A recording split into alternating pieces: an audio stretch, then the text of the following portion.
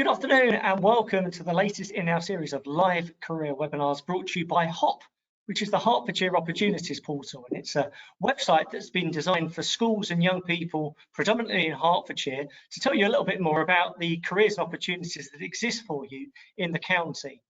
So the purpose of these webinars is to give you the opportunity to hear directly from a professional, or professionals in this case, from a particular sector. And today we are looking at the very vibrant charities sector in Hertfordshire.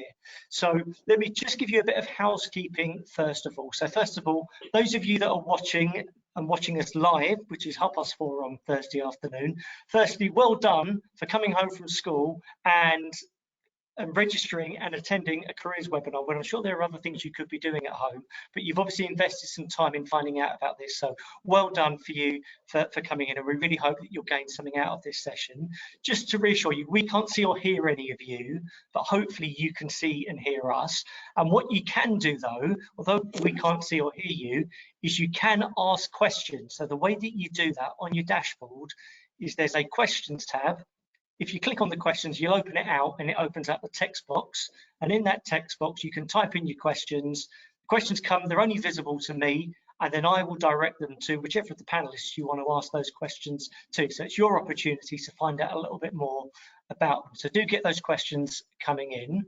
What we hope that you will gain over the next hour or so is a really good insight into what working for a charity actually means and what it actually looks like. And bit of a spoiler alert, it's a really, really good sector for you to go into because there's going to be lots of demand for people to go into the jobs here, and there's a whole variety of really exciting and really engaging and really fulfilling roles that our panelists will tell you a little bit more about later on. So we're going to talk about what those different types of roles are, who perhaps the different sorts of charities are as well, what skills or qualities you might need, what's enjoyable about the role, what perhaps isn't so enjoyable. We might even be able to give you some tips on any A-levels you might want to take, or whether you need to go to university or any other next steps.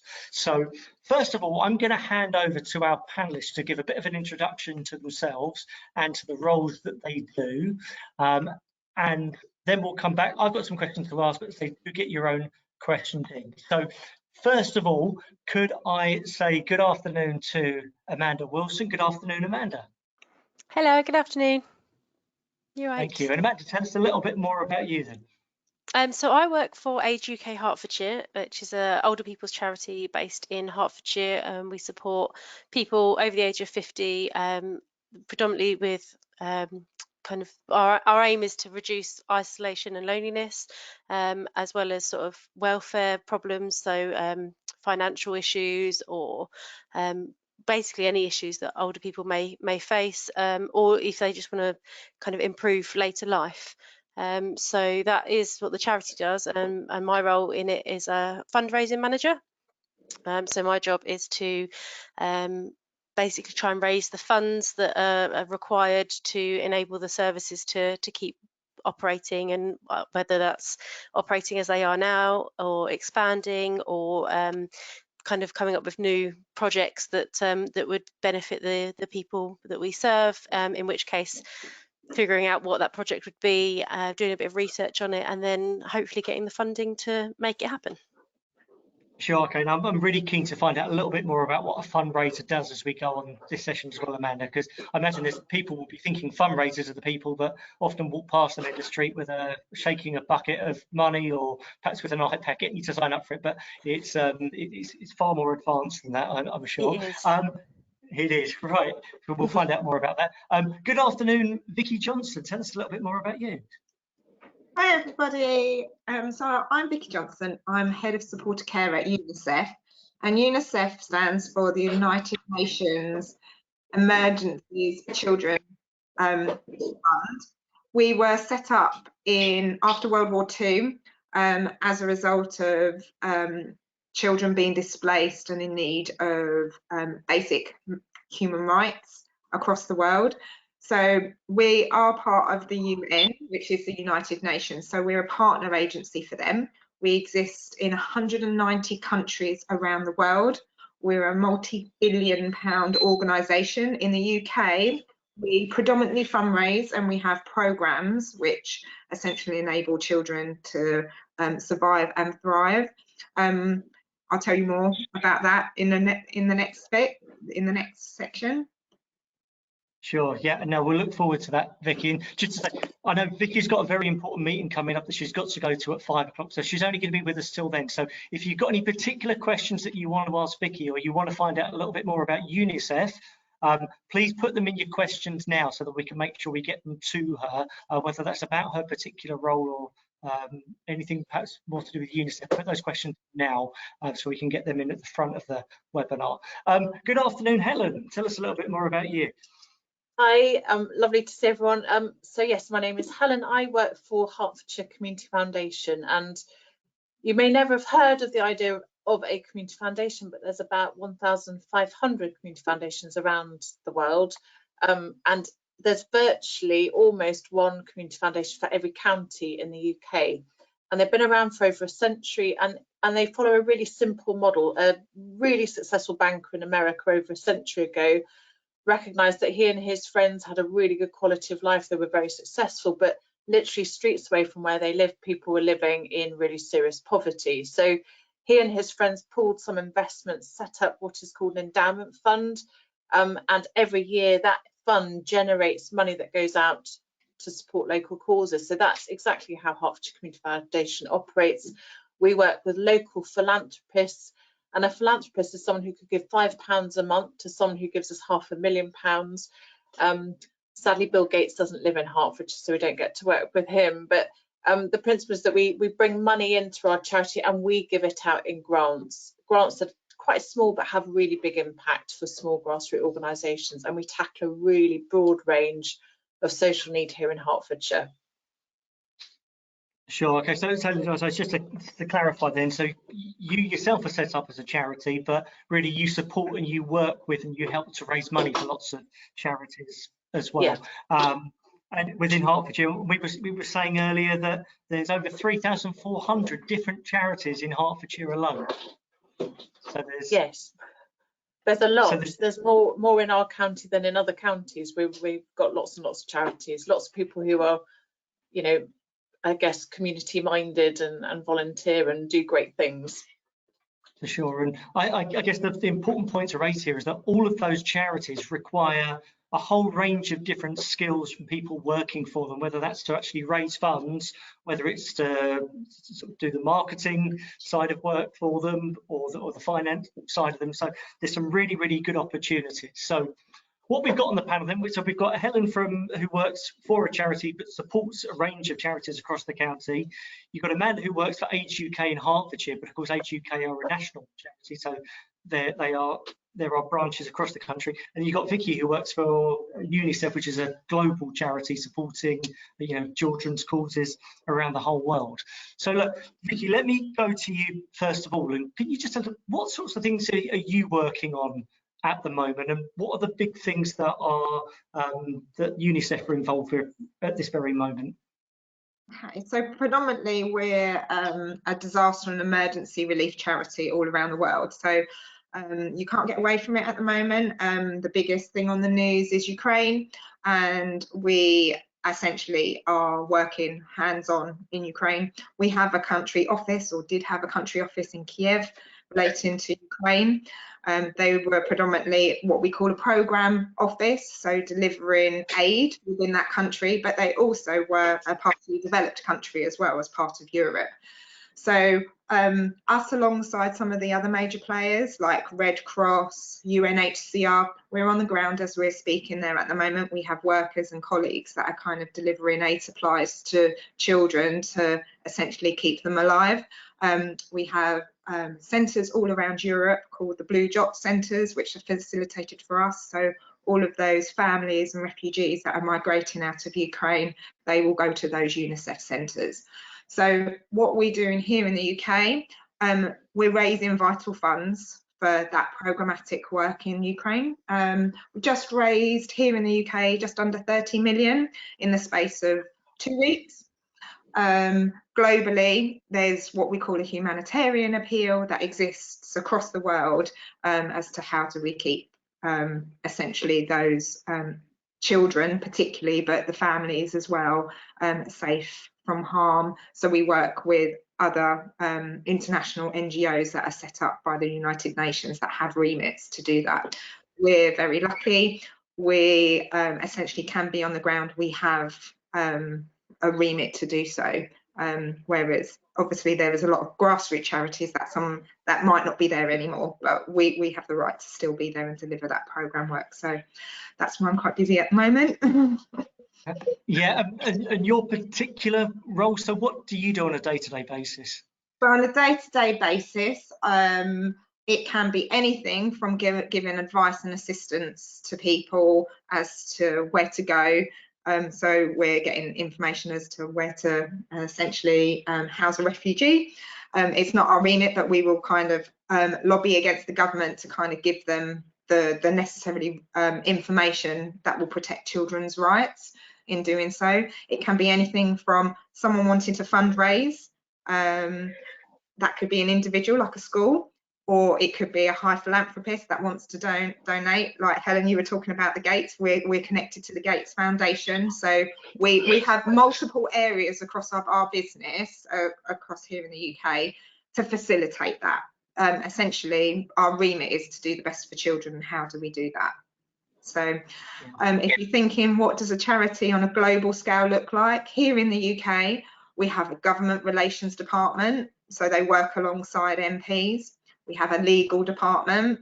We have a marketing department that is doing cutting edge digital marketing.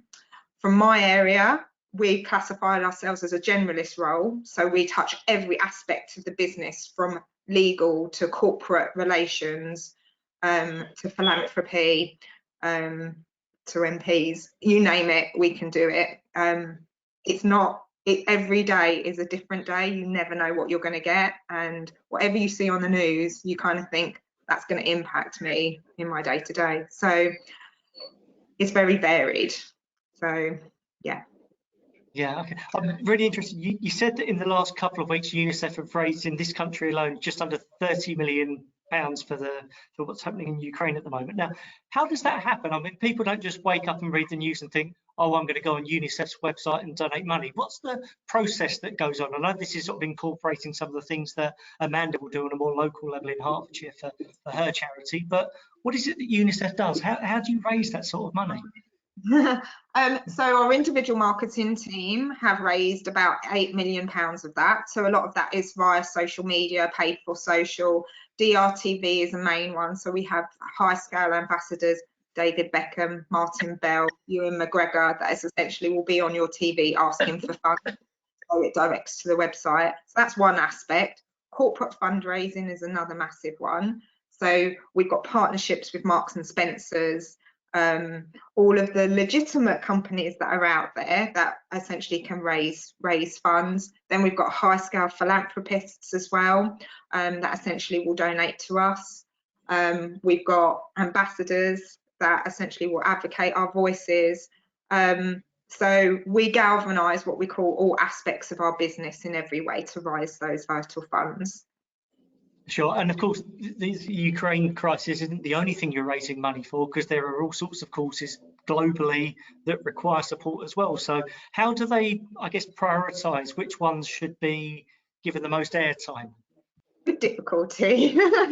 So shortly we'll have Soccer Aid, which is a massive televised appeal. So we have that in connection with ITV. We've still got Afghanistan, Yemen, Syria as the long protracted emergencies.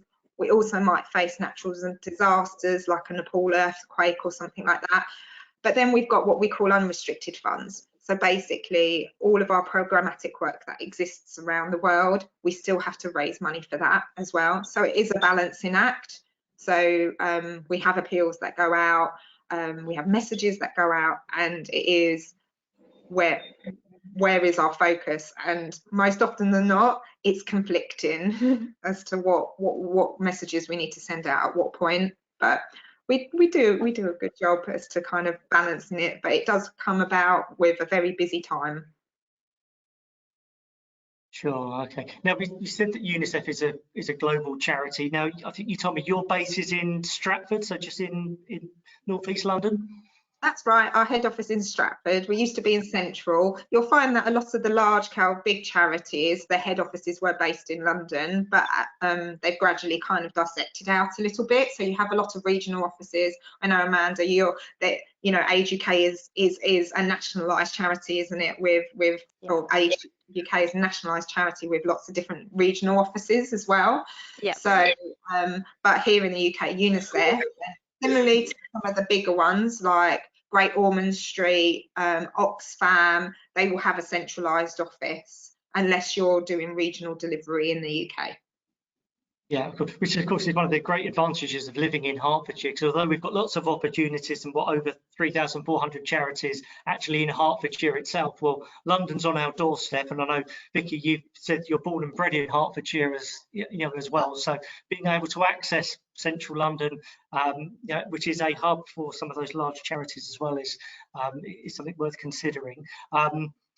Vicky, there's a question that's come in that's quite clearly for you, so I'm going to ask it to you as well. And perhaps this is an opportunity for you just to talk through your journey from school into the role you're doing at the moment. But the question is a really good one. What important lessons have you learned from your experiences at Unicef? Okay, what important lessons? The main aspect that I've liked is I've gathered is knowledge and experience and learning opportunities as well. Certainly at Unicef, you come in and you go through it as a learning journey for yourself. So you look at what is the global sphere and what does international programme development work mean? What does corporate social responsibility mean? What does legislation mean across the global sphere? So I suppose if you're hungry for information and you're hungry to self-develop, actually charities are a really good way of doing that, because a lot of people, or a lot of charities now, look for transferable skills. Back when I was coming out of university, out of Hertfordshire University, it would be like, oh, you've got a marketing degree, let's look at that. Whereas actually now when I'm recruiting for people, I look at transferable skills. I've got English literature students that have actually come my way, or I've got people that have kind of worked in the arts and so forth. But essentially what it is what your baseline is that you can display in your interest as well. So what I would say is you don't always have to worry about what you're studying, but you have to look at where potentially you want to go in terms of a career. So this is why these talks are really good. Sure, okay. And then the other question that's come in for you as well, Vicky, is does working for Unicef give you the opportunity to travel? Good question. It normally does. Yes, it does, depending on what role you're doing. So where have I been? I haven't been into the programmatic work, because actually what has normally happened is I've given that to my staff. But I've gone to Geneva. I've gone to various countries around Europe to understand that, especially in COVID times, you get a lot of international relations. But to be honest, depending on what you go into, if you were looking at programmatic work, a lot of our staff are now in the field. We've just had one person that has literally just gone across to work in alongside colleagues in Ukraine in terms of our media relations team. So the opportunities are there, most definitely. Sure, okay. Let me just ask Helen and Amanda that same question around travel. Now, we're talking about global travel there, Vicky, and Amanda, Age UK, which has a national reach there. Is there scope for you in your role to go? Do you go and meet with your counterparts in other parts of the country? Yeah, exactly. So yeah, I haven't as of yet, because I'm only recently into this role, but definitely we do link up, obviously through COVID times and things. There we had like I think it was on Twitter actually, just like a group chat almost, where we're all catching up with each other. So if anybody's got a particular campaign that they're trying to push, they'll ask us to support that. So we share it on our social media channels, and you build those networking relationships up. And yeah, I've got some meeting next week actually with another fundraiser, a Hertfordshire-based fundraiser, who I've come across through various channels, and yeah, just sort of getting together. A lot of people think with fundraising that we're all in competition with each other, and it's just not, it's not really true. If people want to give to a particular charity, they will. But we will sort of support each other, promote each other's work. I will quite often ping emails across to other fundraising colleagues if I come across some funding that might benefit them, even if it's something that I'm going for as well. Because we're all kind of in this sort of industry for the same reason, really. We all want to support everybody and anybody that we can. So it is a really good sort of industry in terms of partnerships and stuff. So in terms of travel, kind of going back to the original question, yeah, we do sort of go. When I was in an operational role within Age UK Hertfordshire, I used to travel up to Cambridge once a month to meet with the other East of England managers. I travelled up to Birmingham for conferences, went to London quite frequently to go to the Age UK National Head Office for sort of training and networking events and things like that. So although we're a Hertfordshire-based charity, there is the element of travel there as well. Sure. Okay. Vicky, you mentioned school subjects a little bit earlier, so it's probably a good segue into a couple of questions that we have here around routes into working for the charity sector. So are there any particular subjects that you would recommend? If you're going to work for a global charity like Unicef to start with, then I'll ask Amanda and Helen the same question. But if you were going back and you knew the career journey that you were going to be on, take back to when you were maybe year 10 or year 11, are there any subjects you would definitely wish you had taken? It's an interesting one, because I came to Hertfordshire Uni and I studied a business degree in marketing and human resource management. It wasn't in international relations at all. Yeah, actually, I found that I've spent the last 15 years in international development. And I would say a lot of people go into university thinking, I must study politics, I must study legal, or I must study international relations. It isn't necessarily the case. You could go and study media. You could go and study some form of communications degree. And the point is if you've got a level of interest and you've got a level of specialism, don't rule out charities, because actually a lot of them look for transferable skills. So I would say you kind of find a subject that you like, that you're good at and that you enjoy, and look at how you can transfer that to the workplace. Yeah. Okay. So I think what's interesting there is you're obviously talking from the perspective of a large charity where there might be some very specific roles like legal, like finance, for example. Helen, I guess for some of the smaller charities that you might work with that maybe only have one or two people working for them, being having quite a broad knowledge base is probably going to be quite important there. So what would you recommend to someone who, even if they're thinking about starting up their own charity, are there any particular subjects that you think might help them at school? I completely agree with Vicky, actually, and we're recruiting at the moment, so I'm sifting through lots of CVs, and we've actually recently taken out the requirement to have a degree. That doesn't mean graduates aren't applying to us, but we recognise that not everyone has the opportunity to go to university for a whole host of reasons. And actually, when we're interviewing, the most important thing is cultural fit. And actually, Vicky said it a couple of times, but a real passion for wanting to work for Hertfordshire Community Foundation, someone who can genuinely convince us that actually it's something they're going to really enjoy. I think your interpersonal skills, your communication skills, your written skills are quite important. But honestly, my background is so detached from what I do now. My degree is in engineering and I did science and maths A level, so really nothing to do with my work now. But I think it is your transferable skills, isn't it? So I think you could go into the sector as a school leaver, as a graduate, as an apprentice even, and there'd be an opportunity for you.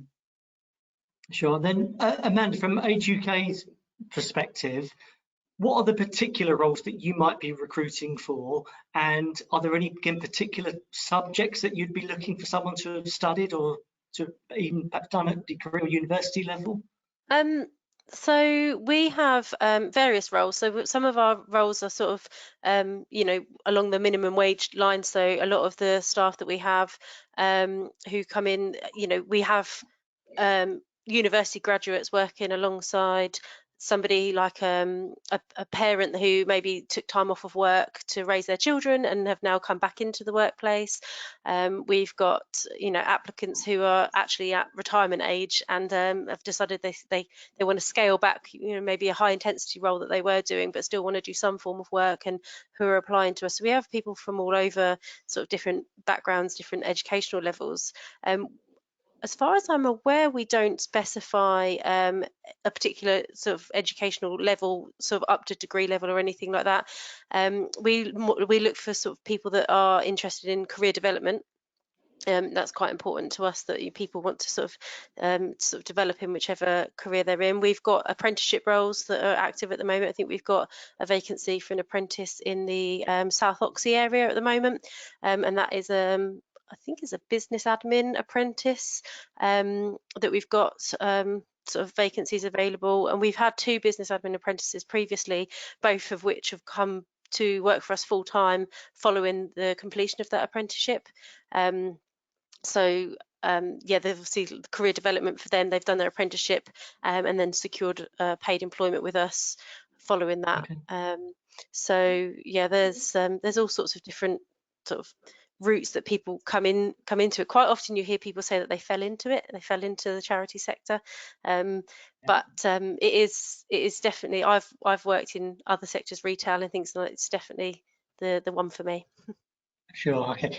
Vicky, so I know that you've got to leave us very, very, very shortly. So I'm going to ask you a question that probably you can answer in one word, but it's a question that's just come through for you. Would being able to speak a lot of languages help in the charity industry, especially at Unicef? Most definitely. If you can speak Ukrainian at the moment to decipher things, that would be helpful. But yes, it does help. Just on the subject of equality and diversity, that's kind of where we're going now. What you'll see with large-scale employers, they're actually anonymising their recruitment now. So you actually don't find information about individuals. We've just gone down that route as well. So based on, similarly, Amanda, we wouldn't actually know who applies now or what educational background they've got. It's based on your attainability as to being able to answer certain questions in relation to roles. So if you're if you're doing media, they would be media type questions and so forth to test your level of knowledge and so forth, and that's kind of where the recruitment's going. But I can see from your question, Gareth, about do I need to go to university? It's a really big question, because the point is that you've got to have, or you've got to display a level of experience and a level of knowledge.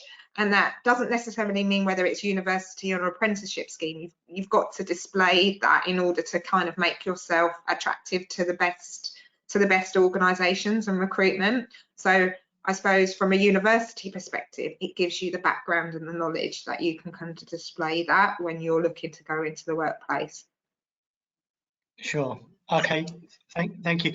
Vicky, as I said, I know you've got to leave us now, but Helen and Amanda will be hanging around for a little while longer. So Vicky, thanks so much for joining us today. This is really incredible work that you and your team at Unicef are doing, not just at the moment, but well, you said since the end of the Second World War, it's been some really important causes that have been done there. So thanks for your time this afternoon, and I'm sure a lot of things that you said have been really informative and really inspirational to everyone that's been watching you. So thank you, Vicky.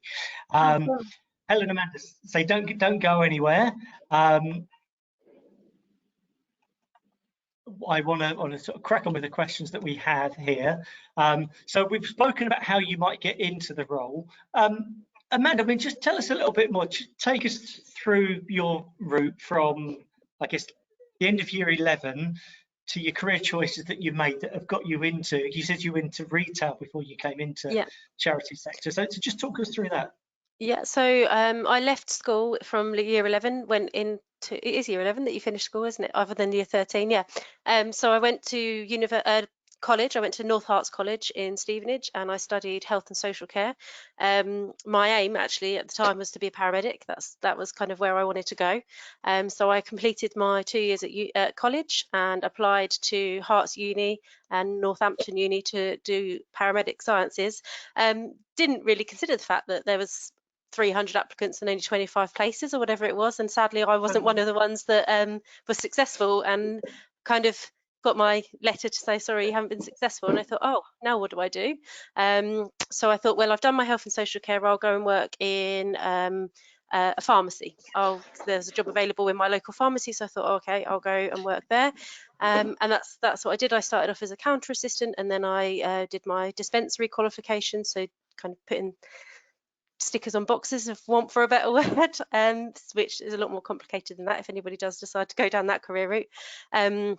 I did that for about 7 years, and then kind of decided, I was in my mid-20s at this point, I thought, what else can I do? I really enjoyed the interactions that I had with the older patients that used to come into the pharmacy. I almost used to get in trouble for chatting away too much to them. And I just thought, I love the thought of working with older people. Do I go down the university route and do sort of nursing, or do I, what were my options? And when I was looking at my options, I thought it was sort of mid-year, so it wasn't university start time. So I thought, well, what else could I potentially do? What would put me in good stead for this? And there was a role came up at Age UK Hertfordshire to support lunch clubs, 10 to 3 clubs across the North Herts area. And I thought, brilliant, go and have lunch with old people. That's like the best thing ever. And I was lucky enough to get the job, and it was the best thing ever. And that was, I think, 2013. So I did that role for a few years, and then I took a keen interest in one of the other projects. I did that role for a few years. That was information and advice. And then I sort of stepped away from Age UK Hertfordshire, went to work for Macmillan for a couple of years, and missed Age UK Hertfordshire so much that I came back.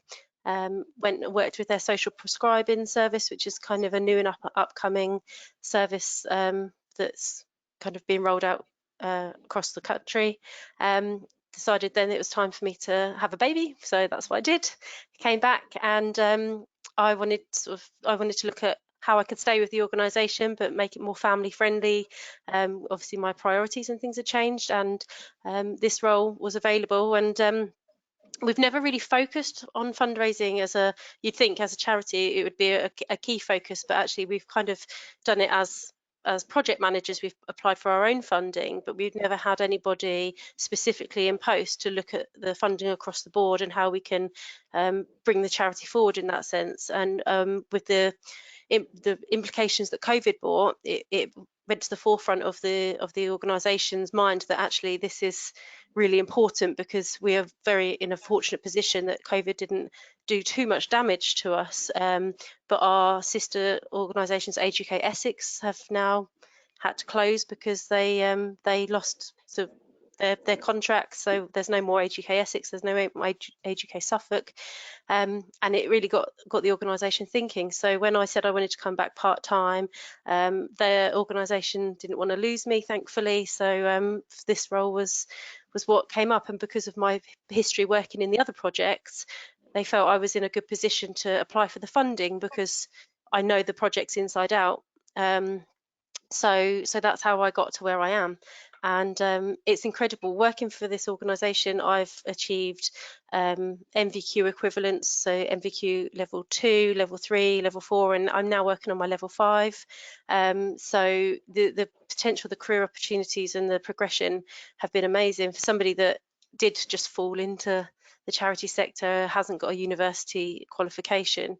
I'm still able to get that and work alongside and do something that I love at the same time. That works around my family commitments. When I was in my 20s, it was brilliant for, going out and socialising. I could finish work at 5:30 and be out by 7. And now I can finish work at 4:30, change a nappy and do bath time and bedtime by 7. So it's such an amazing industry, and I know Age UK isn't unique in this. My colleagues and peers that I've come across in the charity sector all have such a good work-life balance as well. I don't know if Helen would say the same. Yeah, no, I would, and I think as a sector we're actually quite progressive in terms of things like flexible working, even before COVID. And my team we're about 12 people, we're all part-time, and it is because people have family commitments. So I do think it works really, really well, and you can work locally as well. That you don't have to go into the city, you can work locally, which again, if you think you might want a family in the future, is really helpful actually. My son's just let himself in, so it is flexible. Just going back briefly on whether or not you need a degree or any specific subjects, the only thing I would add, if you like finance and you really want to go and work in a finance function, or you like law and you want to work in a legal function, we're too small to have a legal team, but we do have marketing professionals, we do have a finance manager. I have to admit, whilst you don't need a good degree, which I genuinely don't think you do, it's really helpful if you can show you have some sort of qualification that's specific to that field. So our current finance manager is not a chartered accountant, but she's done a bookkeeping qualification, quite a senior one. And similarly, if you like marketing, it's worth looking at things like the Chartered Institute of Marketing courses. They're not degree level, but I think they might help your CV to stand out a little bit. And actually volunteering, going and volunteering for a charity, if you're really committed to the sector, we've recently recruited someone, and I loved the fact that she had done so much volunteer work at her son's school, but she was also a trustee and she'd been a governor. So you can gain a huge amount of experience through volunteering. Of course, you need paid work to pay the bills, but if you've got time or the desire, I think volunteering is a great way just to get a bit of rounded experience. And the route I've come to be in my job is just a bit random, and it isn't hugely planned or structured. My degree's in engineering. I think I'm old enough that it was just an assumption that you would go to university, and a lot of people my age did go to university. I think things have changed a lot now. And my career actually started off in the city. I worked in London working for a law firm in business development, and I worked for an accountancy firm in business development. I did that for a long time before I went into the charity sector. I think sometimes having a commercial background can be quite helpful because you can draw on commercial skills, but it's certainly, as Amanda's proved, far from essential. Yeah, sure.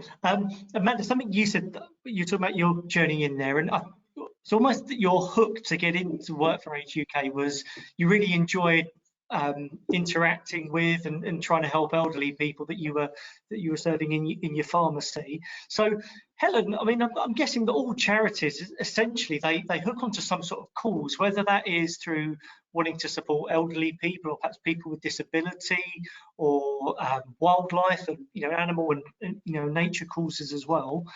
Could you just tell us a little about, we said that there's over 3,400 charities in Hertfordshire alone. So what sorts of causes are these charities there for? So there's a website called the Charities Commission website, and you can have a trawl just to see all the charities that are registered to Hertfordshire. And they range from independent, really big private schools at one end, which are huge. It includes hospices, right down to really small grassroots charities, and they're the sorts of charities that Hertfordshire Community Foundation supports. They're often charities that are set up by individuals who've been touched by something or they've experienced something. Maybe someone in their family has committed suicide and they want to set up a charity specifically to support survivors of suicide or their families. There are so many brilliant examples. There are examples of charities that support adults with educational needs. There's a really lovely charity in Stevenage set up by a deaf lady, and she set up a charity specifically to support young people because she recognised that young people who are hard of hearing or deaf really fall behind. They stop asking questions, and she's just set up this really safe space for young people to thrive. And there literally are thousands of examples. Charity support, they address domestic violence, homelessness, poverty, digital inequality. If you can think of an issue in your community, there will be a charity that supports it.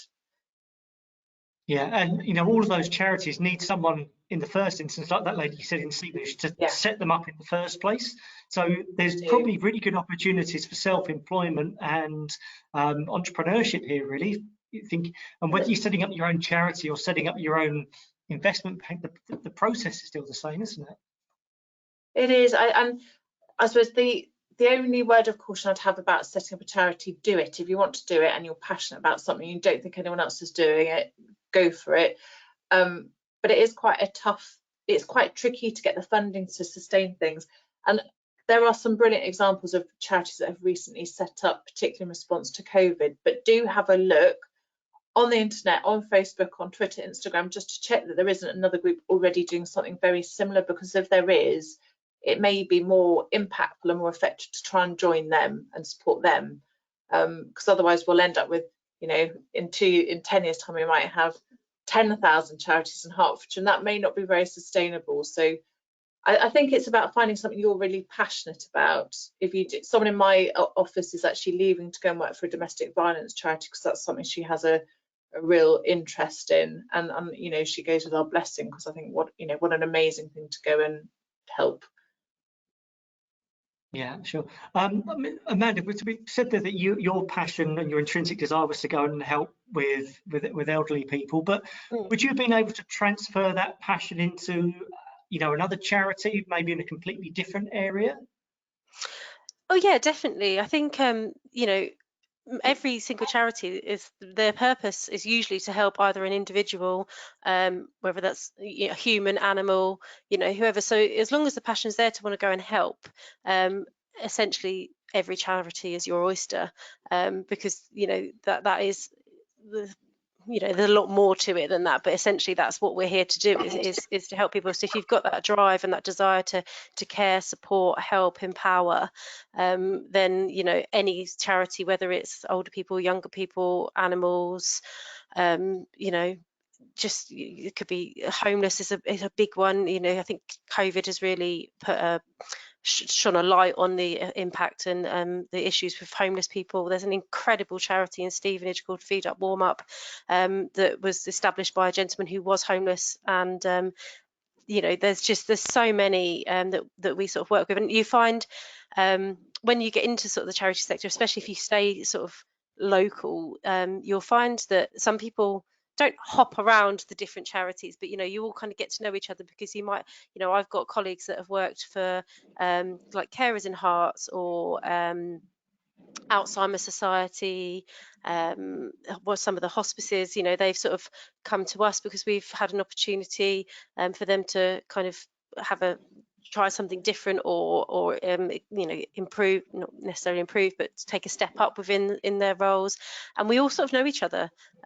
So, you know, we might not know each other's faces anymore, but we definitely have, you know, contacts and emails and things. So it's definitely an industry, and like Helen said, you know, people go with our blessing. I went to a different charity and came back, I was welcomed back with open arms, and that's quite often the case. You know, you wouldn't necessarily leave a charitable organisation because you have kind of fallen out or got a distaste for how it's run. Very rarely would that ever happen. Normally it's you kind of learn a lot, you've developed a lot as an individual, and you want to then go and challenge yourself with a different type of charitable role. You know, my line manager, he'll, you know, if he knows that that, you know, I want, if he knew I wanted to develop, but we didn't have the opportunities, he would probably seek them out for me, contact, you know, other chief execs within, you know, to see what roles are available, or, you know, there's encouragement there. So it is a really, you know, a really good industry to be in terms of the support and the opportunities to develop. Yeah, sounds very much so. We've had a couple of questions come in as well, so I'm definitely going to come to those. If you've got any questions that you want to ask Helen or Amanda, do drop them in now. We'll make sure we cover them off before we go today. Just before I come on to those questions, just talking about the prospects really. So if people are thinking, is this a sector that I want to go into or really want to invest some time and thought into, it's really important, I guess, that they know, Helen, that there is going to be a demand for these jobs in the future, and again, particularly in Hertfordshire. So what reassurances can you give us that we've not already discussed, that actually there's going to be a home for you if you want to go into this industry? Yeah, I think, you know, particularly looking at Hertfordshire, in fact, looking globally, there will always be a need for charities. I mean, you know, particularly Amanda, I mean, she could talk for Age UK, but we have an ageing population. We have a population which is still feeling the impact of COVID. As a county, we will shortly be taking in Ukrainian refugees. We've had Afghan refugees. Things are always changing, but there is always need, and it feels like that need is constantly growing. So HCF has grown over the last 4 years. Our headcount has increased quite significantly. It's not true of every single charity, but as a sector, if you're providing a real service because there's a real need, the chances are you are going to get the funding to keep it going. So for job security, I think it's pretty good.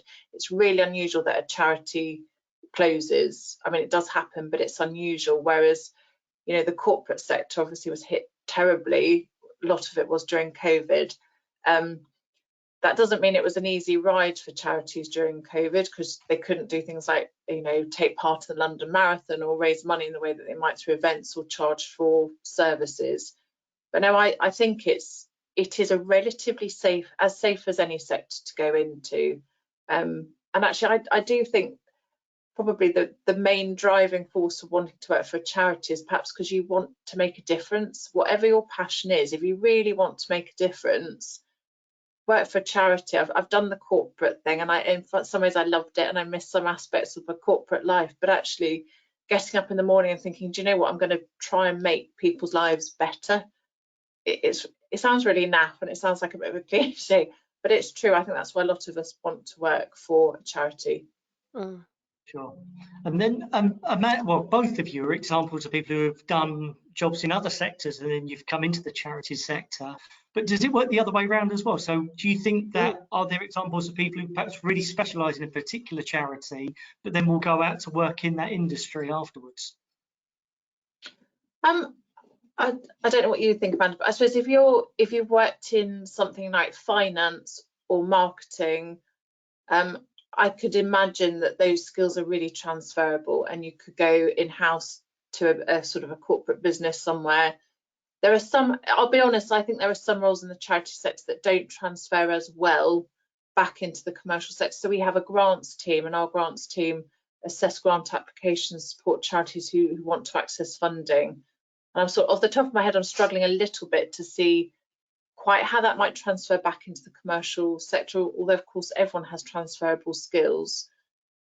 Yeah, I think, you know, just thinking of the sort of roles that we have within Age UK Hertfordshire, I think there's a lot of kind of cross industry in terms of whether you go into the social care sector. So we have a lot of staff who particularly for like our social prescribing or even our sort of home help services who may develop and decide to go and work within adult social care, or it doesn't have to be adult, but obviously we're older people, so it tends to be kind of adult social care. So whether that's going to be what's called a community care officer, we've had a few staff members go to that sort of role, which is basically like a support officer for social workers. So sometimes we have students who are doing sort of social care degrees at university, and in their kind of holiday breaks we have casual contracts for you know, casual workers, which is 0 hours contracts. They can pick and choose their hours. So quite often during sort of the holiday periods, they'll come in and do some work with us to increase their kind of on the ground skills ready for when they go back into work, you know, to give themselves that edge when it comes to applying for jobs in social care. So definitely I would say from kind of my area of charity work, going into social care is definitely transferable. And like Helen said, you know, we have a finance team, a HR team, so you know, those sort of roles could quite easily go in, or maybe not easily, but you know, they'd have the skills they needed to go into sort of those sort of roles within a corporate business or, you know, private business. Yeah, sure. I can see that working as well. Perhaps somebody worked for a wildlife charity that may well give you some really good exposure and inspiration to go into becoming a veterinary nurse or something else working with, you know, with animals as well. So I'm sure that works as well. Want to get into some of the questions that have come in before we go. So it's a really good one here. I guess either of you can answer this one. Has there been anything about working in this sector that has shocked or surprised you? Helen, I'm going to go to you first of all. Yes, in short is the answer. Until, I don't know, 10 years ago, I worked in London, and I've worked for Hertfordshire Community Foundation now for 4.5 years.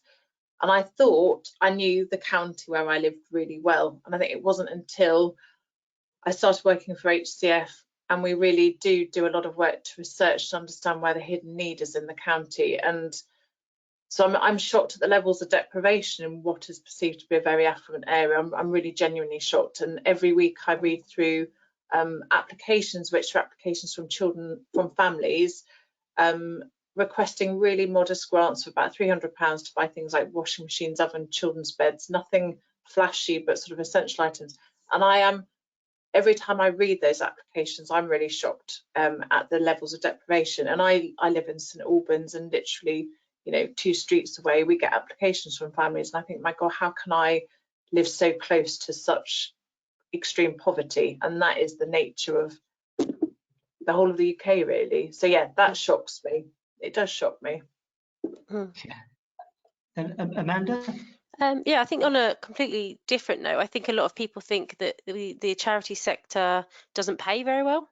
And it can be the case, but there is opportunity for quite good salaries if you kind of work hard at what you do and get specialize in what you do. And for me in fundraising, some fundraisers are on sort of minimum wage if they're inexperienced, or at the start of the career. Some of them are on 6-figure salaries if they get into the right sort of industry. I mean, you probably wouldn't get that at a local level for an organisation, a small one like myself, but I'm pretty sure if you spoke to Vicky about their chief fundraiser at Unicef, I would imagine the salary is quite significant. And that's not because they're any worse, better, whatever than anyone else, but it's because that if they get a 6-figure salary, they're probably bringing in an 8-figure thing for the charity. So I think one thing for me, and I know if I think back to my 18-year-old self and earning money, I don't think I would have considered the charity sector back then, because I would have thought it's charity, it's literally in the title, charity case, you get pennies, but it's not the case. So if anyone kind of didn't think of the charity sector purely because they thought they couldn't get a decent salary from it, I think that's a bit misleading, and there can be the opportunity to be paid well. And Amanda, you've not answered that question really well. You've answered 2 questions really well, because there was another question in there about what's the pay like in the charity sector. I think you've probably hit that myth head on there, that sometimes we use the phrase, and the wider title might be the charities and voluntary sector, Helen. And I think those get used interchangeably. And I think sometimes there's a misconception that to work for a charity, they just want volunteers. Now, I mean, I'm sure charities do, or I guess they rely on volunteers as well. Yes, but for those of you watching this at the moment who may still be at school or college, volunteering is definitely something that we would recommend, and actually it's probably a really good way of finding out a little bit more about the sector and the role. But is there anything you'd say, Helen, just about in terms of sort of salaries, and as a way of just trying to not put anyone off? Yeah, I won't put anyone off. I think Amanda's right. If you look on, there are some really good job recruitment websites. There's charity jobs or third sector, and they're specifically advertising charity sector vacancies. I think there are some good salaries, and I think particularly if you are career driven and you really want to climb the career ladder, then yes, if you end up being a chief executive or head of something, then your salary is good. I have to say, I think the salaries are commensurate with what you do, but of course it's not a damper, but the reality is if you did a similar job, if I did my job in the city, I would be paid a lot more, but I like my job so much and the flexibility it gives me, and it's local and it fits around family life, that the added value far exceeds my monthly pay pack. I would say. Yeah. Okay, no, that's fair enough. There's another really good question in here. Is it better to work for a small charity or a large one? Now we can have this conversation now that Vicky's gone, of course, to represent one of the, if not the largest charity, or one of the largest charities in the world. But what would you say, Helen? Because you work with lots of these very, very small charities in the county. And what's the sort of pros and cons of either? There are definitely pros and cons. I think if you're coming in quite junior, I could honestly see some real benefits in going to a bigger organisation, because there's probably scope to develop, to climb the career ladder, to take on different responsibilities. So I'd say that is, I've got to be honest, that's a real plus for working for a bigger organisation. But just to plug HCF, because we have got a couple of vacancies, one thing I really like about particularly my role, I'm sort of managing the whole of the charity, but I like the fact that we're quite a small team. I know my colleagues really well. I would say we're all really good friends. got really nice people to work with, and actually never underestimate how important your colleagues are. It's probably more important than your job almost. And it means I have exposure to pretty much everything. I have to do HR, I have to be financially literate, I'm involved with marketing comms. So I quite like the fact I am a jack of all trades and a master of none, but it means every day is really, really varied. And I also think in a smaller organisation, you can be really agile, you can move quickly. And I really encourage people in my team, if they've got new ideas and they're good ones, then we will embrace them and we'll do something about them. You're not a small cog in a giant wheel. So that, I think there's genuinely pros and cons. And for some of you watching, you might think, actually, I'm someone that doesn't like to be, you know, in an enormous school. You're happier in a smaller environment. Then a smaller charity is going to suit you better. But if you would like exposure to different disciplines, then maybe a bigger charity would be the way to go.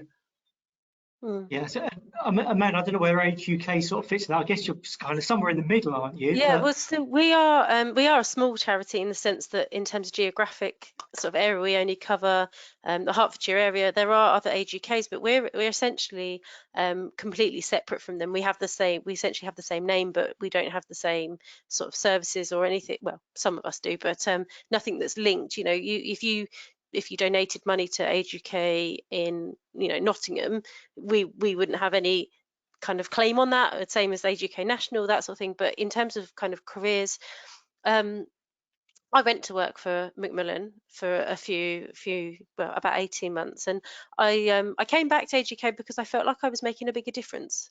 I felt like being sort of small, being local meant that you know, I could really see the difference that the charity was making, you know, and that's not to say obviously Macmillan do absolutely fantastic things and they were a really good organisation to work for, but I think for me, kind of self-fulfilment, I felt like a very small fish in a very big ocean, whereas Age UK Hertfordshire, I'm more of a kind of carp in a lake rather than a goldfish in the ocean. Not that goldfish would survive in the ocean.